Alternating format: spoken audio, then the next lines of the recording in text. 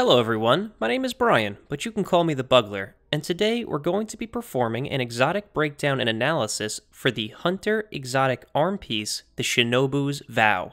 So let's get started. The Shinobu's Vow is an exotic armor piece designed to work specifically with the Arcstrider subclass, even more specifically than that, using the skip grenade only. If you're not using the Arcstrider with the skip grenade, you will not see any additional benefits to using this exotic. The exotic perk is called New Tricks, improves skip grenade, and you gain an additional skip grenade charge. Let's take a look at that additional charge first. To put it simply, when you equip this piece of armor, you gain a second grenade charge for the skip grenade. Now, with the addition of patch 1.1.0, the charge rate of this second grenade is changed, because some players were having way too much fun with the Titan from what I understand. The first grenade originally took 83 seconds, which is still the case. The second grenade also originally took 83 seconds. But with the addition of patch 1.1.0, that second grenade now takes about 163 seconds to recharge, or 2 minutes and 43 seconds. That's quite a long wait time for a skip grenade. And we can mitigate this somewhat if we use the Way of the Wind, because we have the skill Combat Meditation. With Combat Meditation, when we're critically wounded, it increases the rate in which our abilities cool down. So if you have Combat Meditation active for the entire cooldown of that second grenade, you can bring it from 163 seconds down to about 32 seconds. That's quite a difference, but you won't see it utilized to this degree in normal gameplay.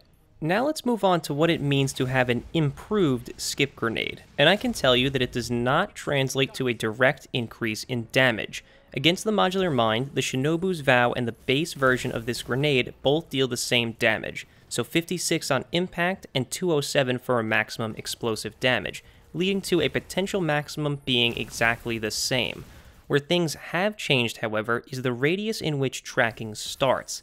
Not exactly the aggressiveness of the tracking, though.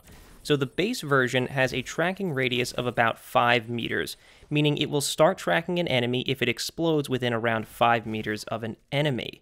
Whereas with the Shinobu's Vow, we see an increase of about 1.5 to double this tracking radius, meaning that you don't need to be as accurate when throwing this grenade in order for the tracking to initiate. And that's pretty much where the improvements end. If you throw this grenade in the way it's supposed to be thrown, skipped towards an enemy, you won't really see any difference between the Shinobu's Vow and the base version. Because of that increased tracking radius of the Shinobu's Vow, yes, it will be more consistent and forgiving if you really botch a throw. Other than that, they're pretty much the same. As far as the aggressiveness of the tracking goes, they're also the same. I already found the base version to be incredibly aggressive as long as the tracking actually took. I didn't see any difference between using the base version and the Shinobu's Vow. Once the tracking takes, that thing will hunt your enemy down until the ends of the earth, or until the timer runs out and it explodes on its own. That's really all there is as far as PvE goes. It's a fairly underwhelming exotic here. I thought maybe it's all about PvP with this thing, so I took it into a few games to see how I could do with it. And basically, I did rather poor with this grenade. I could not find a way to make it work. Even with that dramatically increased tracking radius, I just couldn't get any kills with the thing. Out of 3 games, I got a single kill with this grenade, and I could have done it much better with any of the other grenades that the Arcstrider has access to. The only benefit you'll see to using this exotic is that you just don't need to aim the grenade. You can just hurl it in the direction of any enemy and the tracking will take. But does that really mean anything? When the grenade itself does such poor damage and the damage is delivered in such an underwhelming way, there's no real reason to use the thing. I like the lightning grenades way better and I would get way more kills with them. In addition to this, lightning grenades' damage are done almost instantaneously when you throw them. The skip grenade's damage takes time and enemies can run away from the skip grenade, and because of the way the meta is right now, with people shooting down long sight lanes, you have no way to close the distance and finish that enemy off who's running away from your skip grenade. Using skip grenades, in my opinion, is just a great way to get yourself killed. That's really all I have to say about these things. In PvE and PvP, I found them to be very underwhelming. At first, I thought the second grenade charge on its own would be enough to justify using these, but in practice, that's not really the case. In PvP especially, you'll almost never have 2 grenades at once. In fact, in the time that I used these grenades, the only times that I had 2 grenades in a PvP game was right at the beginning.